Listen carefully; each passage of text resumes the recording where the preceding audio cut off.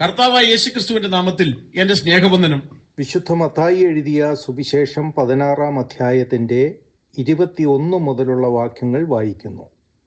അന്നു മുതൽ യേശു താൻ യെരുശലേമിൽ ചെന്നിട്ട് മൂപ്പന്മാർ, മഹാപുരോഹിതന്മാർ, ശാസ്ത്രിമാർ എന്നിവരാൽ പലതും സഹിച്ച് കൊല്ലപ്പെടുകയും 3-ാം നാൾ ഉയർത്തെഴുന്നേൽക്കുകയും വേണ്ടത് എന്ന് ശിഷ്യന്മാരോട് പ്രസ്താവിച്ചു തുടങ്ങി. പത്രോസ് അവനെ വേറിട്ട് കൊണ്ടുപോയി, കർത്താവേ, അതരുതേ, നിനക്കങ്ങനെ ഭവിക്കരുതേ എന്ന് ശാസിച്ചു തുടങ്ങി. അവനോ തിരിഞ്ഞ് പത്രോസിനോട്, സാത്താനെ, എന്നെ വിട്ടുപോ, നീ എനിക്ക് ഇടർച്ചയാകുന്നു.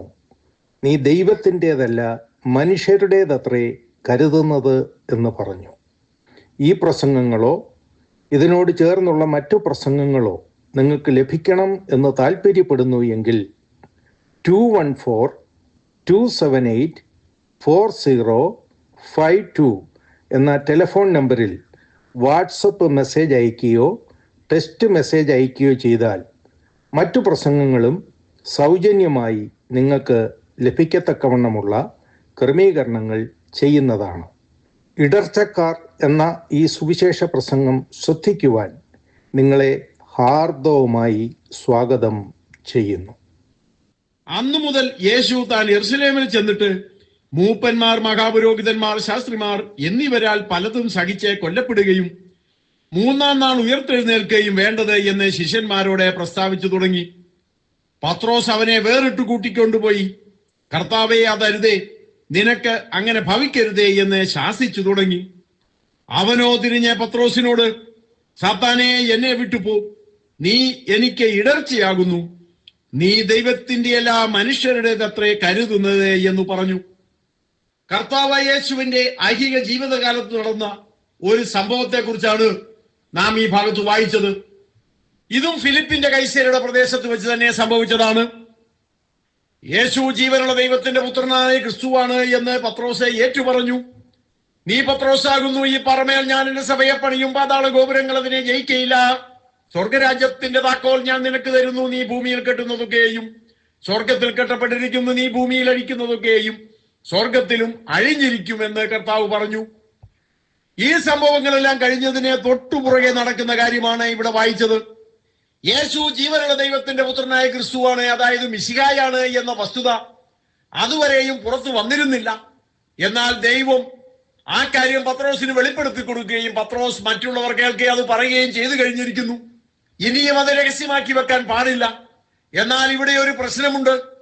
മിശിഹ എന്ന് പറഞ്ഞാൽ എന്താണെന്ന് യഹൂദന്മാർക്ക് ചില ധാരണകളൊക്കെയുണ്ട്.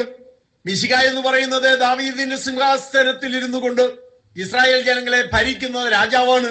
അവൻ ജയാളിയാണ്, ദാവീദിനേക്കാൾ വീരനാണ്, ശത്രുക്കളെയെല്ലാം തോൽപ്പിക്കുന്നവനാണ്. അന്ന് ഇസ്രായേൽ ജനം റോമാക്കാരുടെ അടിമകളായി താമസിക്കുകയാണ്. എന്നാൽ അതിൽ നിന്നെല്ലാം മിശിഹ വരുമ്പോൾ രക്ഷപ്രാപിക്കാമെന്നാണ് യഹൂദന്മാരുടെ വിശ്വാസം. അത്തരം വിശ്വാസവുമായി കഴിയുന്ന യഹൂദന്മാരുടെ ഇടയിലേക്കാണ് യേശു എന്ന മിശിഹ വന്നിരിക്കുന്നത്. ആ മിശിഹ പറയുന്നത് ശ്രദ്ധിക്കുക. അന്നു മുതൽ യേശു താൻ യെരുശലേമിൽ ചെന്നിട്ട് മൂപ്പന്മാർ, മഹാപുരോഹിതന്മാർ, ശാസ്ത്രിമാർ എന്നിവരാൽ പലതും സഹിച്ച് കൊല്ലപ്പെടുകയും 3-ാം നാൾ ഉയർത്തെഴുന്നേൽക്കുകയും വേണ്ടത് എന്ന് ശിഷ്യന്മാരോട് പ്രസ്താവിച്ചു തുടങ്ങി. ഇവിടെ ആകെക്കൂടെ ശിഷ്യന്മാരുടെ ധാരണയ്ക്ക് വിരുദ്ധമായ ചില കാര്യങ്ങളാണ് സംഭവിക്കുന്നത്. ശിഷ്യന്മാർ മാത്രമല്ല, യഹൂദന്മാരൊക്കെയും ധരിച്ചിരിക്കുന്നത് ശത്രുക്കളെയെല്ലാം തോൽപ്പിച്ച് ജയാളിയായിത്തീരുന്ന ഒരു വീരനായ മിശിഹായെയാണ്. 5 അപ്പം കൊണ്ട് 5000 പേരെ പോഷിപ്പിച്ച മിശിഹായെ അവർക്ക് ഇഷ്ടമായി. രോഗികളെ സൗഖ്യമാക്കിയ മിശിഹായെ അവർക്ക് ഇഷ്ടമായി. പരീശന്മാരോടും ശാസ്ത്രിമാരോടും ഹെരോദോവിനോട് വരെ ധൈര്യത്തോടെ വർത്താനം പറയുന്ന മിശിഹായെ അവർക്ക് ഇഷ്ടമായി. അതുപോലെ തന്നെ ദൈവവചനം വളരെ ആഴത്തിൽ വ്യാഖ്യാനിക്കുന്ന മിശിഹ, അത് നല്ല മിശിഹായാണ്. ആരെയും ഭയപ്പെടാത്ത മിശിഹ നല്ല മിശിഹായാണ്. അതൊക്കെ നല്ല കാര്യങ്ങളാണ്. എന്നാൽ ഇവർക്ക് ഇഷ്ടമില്ലാത്ത ഒന്നിതാ സംഭവിക്കാൻ പോകുന്നു. അതാണ് യേശു പറഞ്ഞത്. യേശു യെരുശലേമിലേക്ക് ചെല്ലും. അവിടെ വെച്ച് മൂപ്പന്മാർ, മഹാപുരോഹിതന്മാർ, ശാസ്ത്രിമാർ തുടങ്ങിയവർ യേശുവിനെ പിടിച്ചു കെട്ടുകയും യേശുവിനെ ക്രൂശിക്കുകയും ചെയ്യും. പിന്നീട് യേശു ഉയർത്തെഴുന്നേൽക്കുകയും ചെയ്യും. എന്നാൽ അതുവരെയും യേശുവിനെ വളരെ കഷ്ടതകൾ സഹിക്കേണ്ടതുണ്ട്. ഈ കാര്യങ്ങളൊക്കെയാണ് യേശു പറയുന്നത്. ഇത് അന്ന് നിലനിന്നിരുന്ന മിശിഹാ സങ്കല്പത്തിന് എതിരാണ്. യഹൂദന്മാർക്ക് അത് ഒട്ടും ഇഷ്ടമാകേയില്ല. പത്രോസും ഒരു യഹൂദനാണ്. പത്രോസിനും അത് സഹിക്കാൻ കഴിഞ്ഞില്ല. മാത്രമല്ല, പത്രോസ് ഇപ്പോൾ യേശുവുമായിട്ട് വളരെ അടുത്തു നിൽക്കുകയാണ്. മറ്റ് ശിഷ്യന്മാരാരും തന്നെ യേശുവാണ് മിശിഹ എന്ന യാഥാർത്ഥ്യം തിരിച്ചറിഞ്ഞ് പ്രസ്താവിക്കാതിരിക്കെ ദൈവത്തിൽ നിന്ന് വെളിപ്പാട് പ്രാപിച്ച് യേശുവിനെ മിശിഹ എന്ന് പത്രോസ് ഏറ്റുപറഞ്ഞു കഴിഞ്ഞിരിക്കുകയാണ്. അതുകൊണ്ട് പത്രോസിന് തോന്നി, എനിക്ക് മറ്റുള്ളവരെക്കാൾ അല്പ അധികാരമൊക്കെ കൂടുതലുണ്ട്. മാത്രമല്ല, യേശു മിശിഹായാണ് എന്ന വസ്തുത മറ്റുള്ളവർ മനസ്സിലാക്കുന്നതിന് മുമ്പ് ഞാൻ മനസ്സിലാക്കി കഴിഞ്ഞിരിക്കുകയാണ്. ഇപ്പം ദൈവീക വെളിപ്പാടിലാണ് ഞാൻ ഇങ്ങനെ നിൽക്കുന്നത്. യേശു വളരെ നല്ല കാര്യങ്ങൾ എന്നോട് പറഞ്ഞിട്ടുമുണ്ടല്ലോ. അതുകൊണ്ട് യേശുവിനെ കാര്യങ്ങളൊക്കെ ഒന്ന് പറഞ്ഞ് മനസ്സിലാക്കാൻ ഇതിൽ പറ്റിയത് അവസരം വേറെയില്ല. യെരുശലേമിൽ ചെല്ലുമ്പോൾ മഹാപുരോഹിതന്മാരും ശാസ്ത്രിമാരും എല്ലാം ചേർന്ന് തന്നെ ക്രൂശിക്കും എന്ന് യേശു പറഞ്ഞപ്പോൾ പത്രോസ് പരസ്യമായി കാര്യങ്ങൾ പറയാതെ യേശുവിനെ അല്പം വേറിട്ട് കൂട്ടിക്കൊണ്ടുപോയി. എന്താ ഈ വേറിട്ട് കൂട്ടിക്കൊണ്ടുപോയത്? ഇവിടെ വളരെ വിചിത്രമായ ഒരു കാര്യമുണ്ട്. ദൈവത്തിൽ നിന്ന് വെളിപ്പാട് പ്രാപിച്ചതോടെ പത്രോസിന് തോന്നി, യേശുവുമായി ഏറ്റവും അടുത്ത് നിൽക്കുന്നയാള് ഞാനാണ്. മറ്റ് ശിഷ്യന്മാർക്കൊന്നും വലിയ കാര്യങ്ങളൊന്നും അറിഞ്ഞുകൂടാ. അവർ ദൈവത്തിൽ നിന്ന് വെളിപ്പാടൊന്നും പ്രാപിച്ചിട്ടില്ല. ഞാൻ അല്പം പ്രത്യേകതയുള്ളവനാണ്, യേശുവുമായി ഏറ്റവും അടുത്തവനാണ്. അപ്പൊ നമ്മൾ തമ്മിൽ ചില കാര്യങ്ങളൊക്കെ പറയാം. കാര്യങ്ങൾ മനസ്സിലാക്കാത്ത മറ്റ് ശിഷ്യന്മാർ അവിടെ നിൽക്കട്ടെ, അവരത് കേൾക്കണ്ട എന്ന് കരുതിക്കൊണ്ട് യേശുവിനെ വേറിട്ട് കൂട്ടിക്കൊണ്ടുപോയി ദൈവത്തിൽ നിന്ന് വെളിപ്പാട് പ്രാപിച്ചവൻ എന്നുള്ളതായി ആ ധൈര്യം ഉപയോഗിച്ച് പത്രോസ് പറയുകയാണ്. അവിടെ പ്രത്യേകം എടുത്തു പറയുന്നത് ശ്രദ്ധിക്കുക, ശാസിച്ചു തുടങ്ങി എന്നാണ്. കർത്താവിനെ ശാസിക്കുകയാണ്. ഇങ്ങനെയൊക്കെയാണോ പറയേണ്ടത്? ഇതൊക്കെയാണോ ദൈവദാസന്മാർ ചെയ്യേണ്ടത്? നീ മിശിഹായല്ലേ, മിശിഹ ഇങ്ങനത്തെ വർത്താനമൊക്കെ പറഞ്ഞു തന്ന കാര്യം നടക്കുമോ എന്നൊക്കെ ചോദിച്ച് കർത്താവിനെ ശാസിക്കുകയാണ് പത്രോസ്. പത്രോസ് പറയുകയാണ്, കർത്താവെ അതരുത്, നിനക്കങ്ങനൊന്നും ഭവിക്കാൻ പാടില്ല, നീ മിശിഹായല്ലേ. സാധാരണഗതിയിൽ ആർക്കും അർത്ഥം പറ്റാവുന്ന ഒരു സാഹചര്യമാണിത്. നാം ഇത്രയും സ്നേഹിക്കുന്ന ഒരു വ്യക്തി നമുക്ക് ദോഷം വരരുതേ എന്ന് പറയുമ്പോൾ, അല്ലടാ എനിക്ക് ദോഷം വന്നേ മതിയാകൂ എന്ന് പറയാൻ നമുക്കാർക്കും തോന്നത്തില്ല.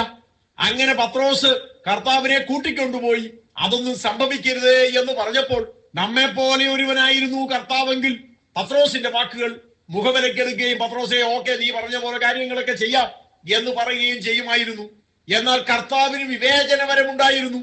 അല്പം മുൻപ് ദൈവത്തിൽ നിന്ന് വെളിപ്പാട് പ്രാപിച്ചവൻ, ദൈവാത്മാവിൽ സംസാരിച്ചവൻ, ഏതാനും നിമിഷങ്ങൾ കഴിഞ്ഞപ്പോൾ സംസാരിക്കുന്നത് ദൈവാത്മാവിലല്ല സാത്താന്റെ പ്രേരണയാലാണ് എന്ന് തിരിച്ചറിയാനുള്ള കഴിവ് കർത്താവായ യേശു ക്രിസ്തുവിനുണ്ടായിരുന്നു.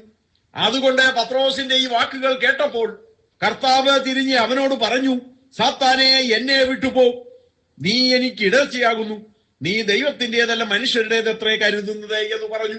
നമുക്ക് ഒരു പാഠമായിരിക്കേണ്ട ഭാഗമാണിത്. അല്പം മുമ്പ് ദൈവിക വെളിപ്പാട് പ്രാപിച്ച പത്രോസാണ് ഈ പറയുന്നത്. പക്ഷേ അന്നേരം വെളിപ്പാട് പ്രാപിച്ചു എന്ന് പറഞ്ഞതുകൊണ്ട് ഏതാനും മിനിറ്റ് കഴിഞ്ഞപ്പോൾ ഇവൻ പറഞ്ഞത് ദൈവീകമാണെന്ന് പറയാൻ പറ്റില്ല. ഇത് സാത്താൻ കൊടുത്ത ആലോചനയാണോ? ഈ ബൈബിൾ സ്റ്റഡിയുടെ 1-ാം ഭാഗം ഇവിടെ അവസാനിക്കുന്നു.